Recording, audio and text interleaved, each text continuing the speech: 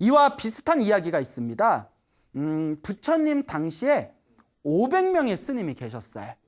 500명의 젊은 스님들이 계셨는데 부처님께 수행 주제를 받고 명상하는 수행 주제를 받고 어디 다른 사찰에 가서 열심히 수행을 하시다가 500명의 스님들이 마음이 고요하고 편안해지는 삼매를 얻었다고 합니다. 삼매라는 것은 몸과 마음이 고요해지고 편안해지는 깊은 마음의 경지를 뜻해요. 근데 삼매의 경지에 이르게 되면 몸은 고요하고 편안해지지만 그는 진정한 깨달음이 아니에요. 깨달음의 지혜와 몸과 마음이 편안해지고 안정되는 것은 또 차별이 있어요. 근데 이 500명의 젊은 스님들이 몸과 마음이 고요해지고 편안해지는 삼매를 얻은 뒤에 야, 이게 깨달음이다 라고 착각을 일으키게 됩니다. 그래서 500명의 스님들이 부처님께 자기들이 깨달음을 얻었다라는 것을 검증받기 위해서 부처님이 계신 곳에 찾아갑니다. 근데 부처님은 이제 모든 걸 다 꿰뚫어 보시겠죠. 그렇죠. 그래서 부처님께서 500명의 젊은 스님들이 저기 사원에서 열심히 수행을 하다가 몸과 마음이 고요해지고 편안해지는 삼매를 얻었구나. 근데 이 삼매를 진정한 깨달음이라고 착각하고 있구나. 내가 그걸 깨줘야 되겠구나. 그래서 500명의 스님들이 부처님을 찾아왔을 때 부처님께서 당신의 시자였던 아난 스님에게 부처님께 지금 인사드려봤자 아무런 의미가 없을 것이다. 화장터에 가서 하루 밤 동안 화장터에 가서 명상을 하고 오너라 라고 시키게 됩니다. 그러니까 아난 스님이 그 500명의 스님을 찾아가서 500명의 스님을 지금 부처님께서 말씀하시길 500명의 지금 이 비구분들께서 부처님을 지금 만나 뵙고 인사를 드려도 아무 효과가 없을 것이다. 아무 의미가 없을 것이다 라고 말씀하셨습니다. 그러면서 부처님께서 어디에 가서 화장터에 가서 하루 밤 동안 명상을 하고 오라고 시키셨습니다.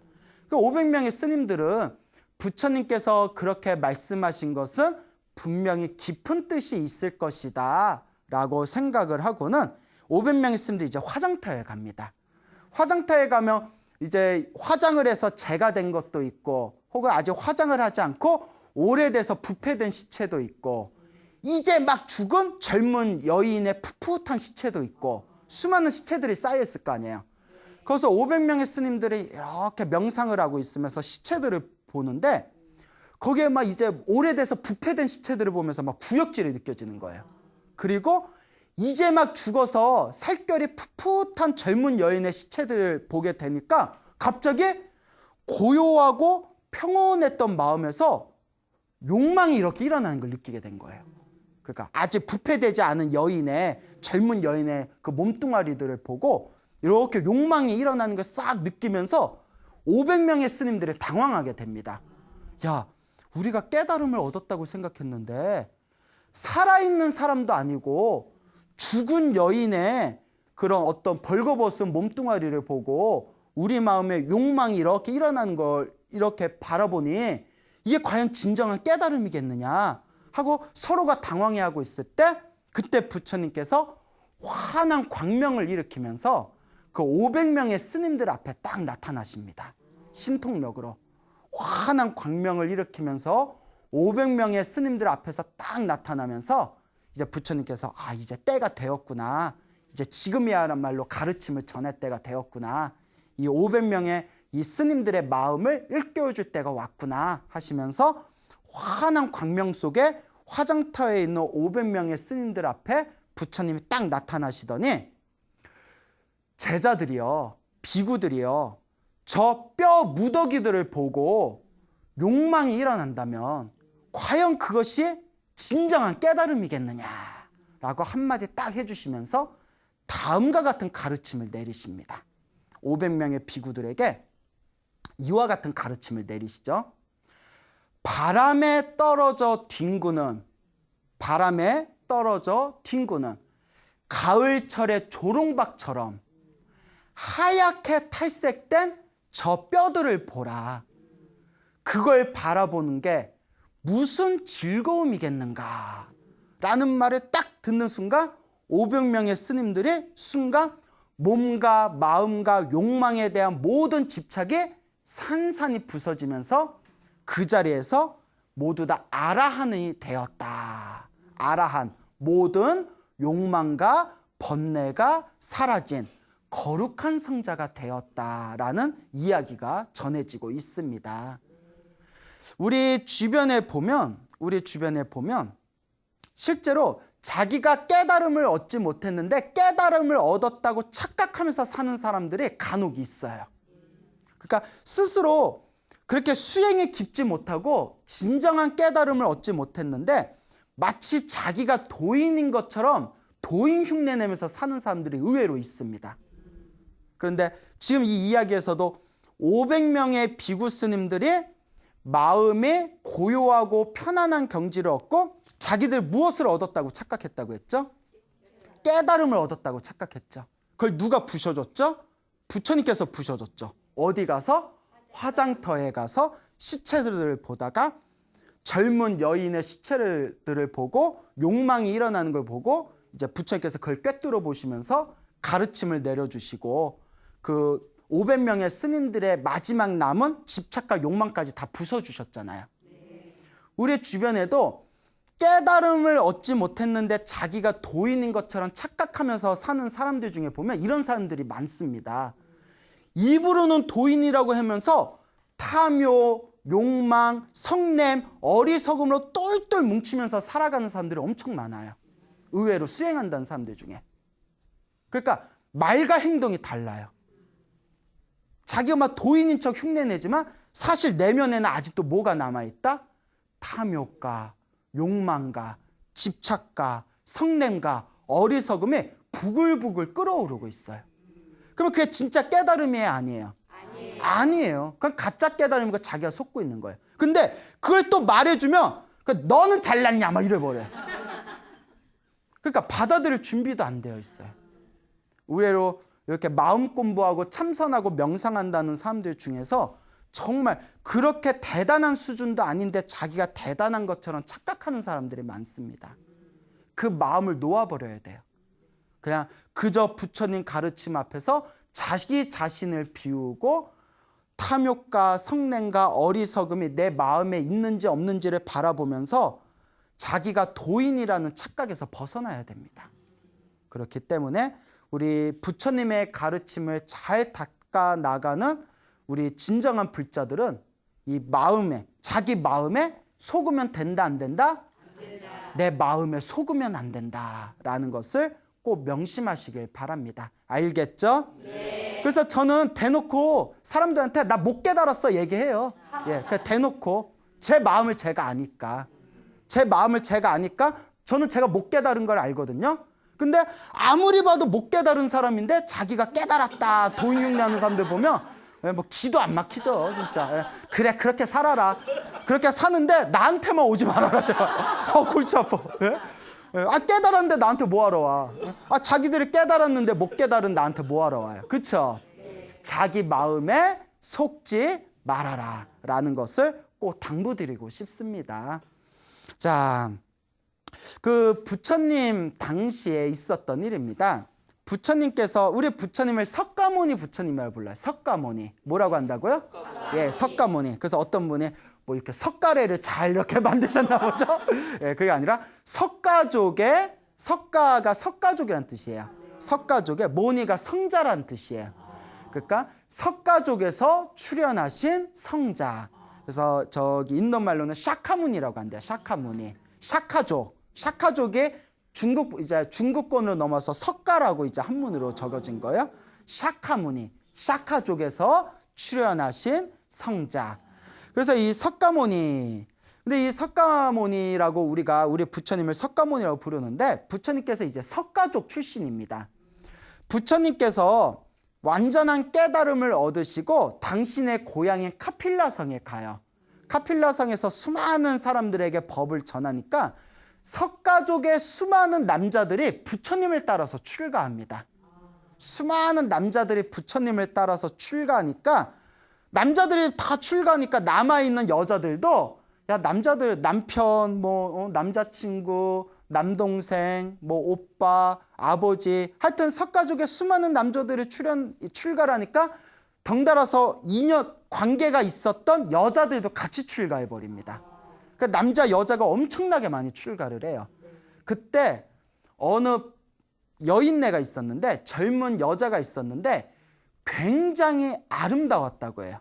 엄청나게 예쁘고 아름다웠는데 가족들이 다 출가하니까 자기도 외로움에 견디다 못해서 머리를 깎고 출가를 하게 됩니다. 이 예쁜 여인네가. 그러니까 이 여자가 머리를 깎고 출가해서 비구니가 된 게 수행하기 위해서 비구니가 된 게 아니라 가족들이 출가를 하니까 외로워서, 출가하면 가족들하고 또 같이 살 수 있으니까 그래서 머리를 깎고 출가한 거예요. 그러니까 어떤 외로움과 어떤 쓸쓸함 때문에 가족들을 보고 싶어서 머리를 깎고 비구니가 되었기 때문에 수행하겠다는 의지가 있었을까요? 없었을까요? 전혀 없었대요. 그리고 워낙 어렸을 때부터 예쁘다 예쁘다 예쁘다라는 소리를 들어서 병에 걸린 거예요. 공주병. 하도 예쁘다 예쁘다 하니까 진짜 지가 예쁜 줄 알아. 그 공주병이 걸렸어요. 어떻게 해야 돼? 여기서 공주병에 걸렸는데, 근데 실제로 엄청 예뻤대요. 그러니까 출간 뒤에도 이 거울을 보면서 어머 예뻐 예뻐 예뻐, 머리를 빡빡 깎아도 예뻐, 혼자 이러면서. 보통 웬만큼 예쁜 여자도 머리 빡빡 깎으면 예쁘게 힘들거든요. 예, 머리빨이 끝발이라고. 이 머리빨 빼면 이렇게 여자 얼굴이 이렇게 예쁘기가 힘들어요. 그렇잖아요. 예. 그러니까 어머 어쩜 나는 이렇게 머리를 빡빡 깎아도 예쁠까? 막 이렇게 비구니가 돼도 공주병이 걸린 거예요. 그 나중에는 무슨 소리까지 하냐면, 부처님이 나를 못 봐서 그렇지 부처님이 나를 보면 한눈에 반할걸? 이런 생각까지 하는 거예요. 미쳤어. 중증이야, 중증. 그러니까 중됐지. 중증이야. 그래서 이제 공주병에 걸렸는데 수행은 안 하고 맨날 거울만 보고 있고 혼자서 예뻐 막 이러고 있으니까 부처님이 그걸 알겠어요, 모르겠어요? 뭘 몰라요. 다 꿰뚫어 보시지. 그 부처님께서도 야, 쟤는 이제 약도 없다. 쟤 어떡하냐. 뭐 저런 애가 출가해가지고. 그 부처님께서 저 교만한 마음을 깨줘야 되겠구나. 저 교만한 마음을 내가 깨트려줘야 되겠구나 라고 결심을 하십니다. 그래서 부처님께서 비구니 스님들을 다 모아놓고 어느 날 이제 법문을 하십니다. 법문을 딱 하시는데 그 공주병에 빠진 비구니도 다 앞자리에 앉은 거예요. 그러면서 부처님이 오늘 나랑 눈을 마주치면 한눈에 반할걸? 뭐 이러면서 부처님이 그 마음을 다 꿰뚫어 보시잖아요. 근데 부처님이 신통력을 부려가지고 어마어마하게 예쁜 16살 된 정말 예쁜 선녀를 하나 딱 옆에다 만들어 놓습니다. 부처님이 신통력으로 환상을 부려가지고. 그리고 부채로 그 예쁜 선녀가 자기 부처님의 몸을 이렇게 부채질하는 환상을 하나 만들어냅니다.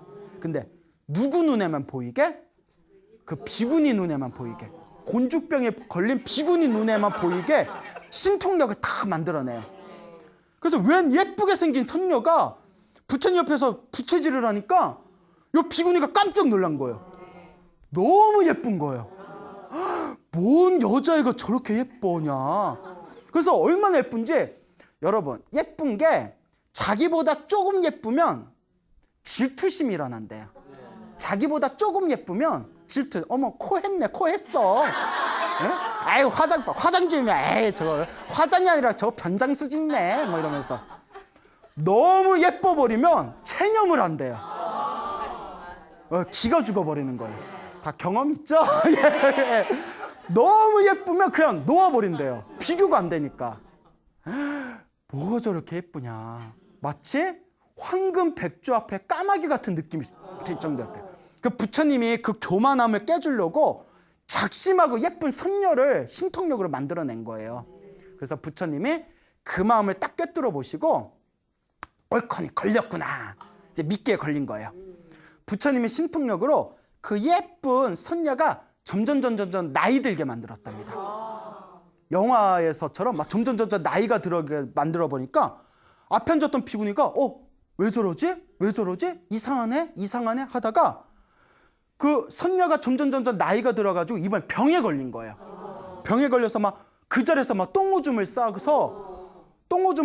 그 똥오줌 위에서 막 비명을 지르면서 막 뒹구는 거예요. 그 선녀가 나이가 들어서. 그 비구녀 보고 막 구역질이 나는 거예요. 뭐 온몸에 똥오줌이 묻혀서 막 아프다고 뒹굴뒹굴 구르니까. 그러다가 그 자리에서 선녀가 죽어버린 거예요. 부처님이 다 만든 한바탕 연극이에요.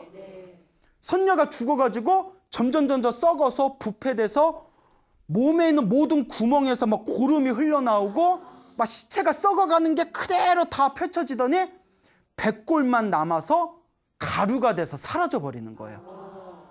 비구니가 그 자리에서 그걸 다 보면서 막 구역질이 느껴지다 순간 저렇게 예쁜 몸뚱아리도 결국은 늙고 병들고 죽어서 사라지는구나. 결국 내 몸도 늙고 병들고 죽고 사라지겠구나. 이 몸뚱아리는 영원한 것도 없고 고정된 실체도 없구나라는 모든 집착에 대한 어떤 집착을 깨트릴 수 있는 바른 지혜가 순간 번쩍 일어난 거예요. 그때 부처님께서 딱 꿰뚫어 보시면서 그 공주병에 걸린 비구니에게 다음과 같은 가르침을 내립니다. 비구니야, 이 몸은 피와 고기로 덮여 있고 뼈로 이어진 성과 같다. 뼈로 이어진 성과 같다. 그 안에는, 그러니까 우리 몸뚱아리 안에는 교만과 비방과 늙음과 죽음이 함께 머무르고 있구나 라는 설법을 듣는 순간 그 비구니가 그 자리에서 모든 집착이 산산이 부서지면서 무엇이 되었다? 아라한이 되었다. 공주병에 걸렸던 비구니가 부처님의 가르침을 통해 욕망과 번뇌가 완벽하게 소멸된 위대한 성자 아라한이 되었다라는 이야기가 전해지고 있습니다. 이와 같습니다, 여러분. 불법의 핵심은 나와 내 것이라는 집착을 내려놓아야 됩니다. 그래서 부처님께서도 이 모든 것이 다 한바탕 꿈과 같구나. 내가 집착하는 모든 게 꿈과 같고 헛개비와 같다는 것을 꿰뚫어 보고 이 집착을 놓아버리면 우리도 또한 모든 욕망과 번뇌가 사라진 무엇이 될 수 있다?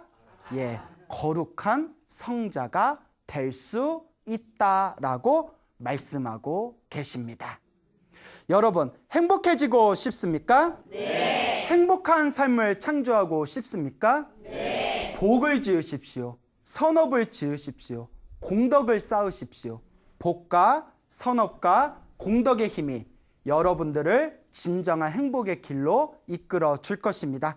여기서 마치겠습니다. 소중한 나 무한 행복.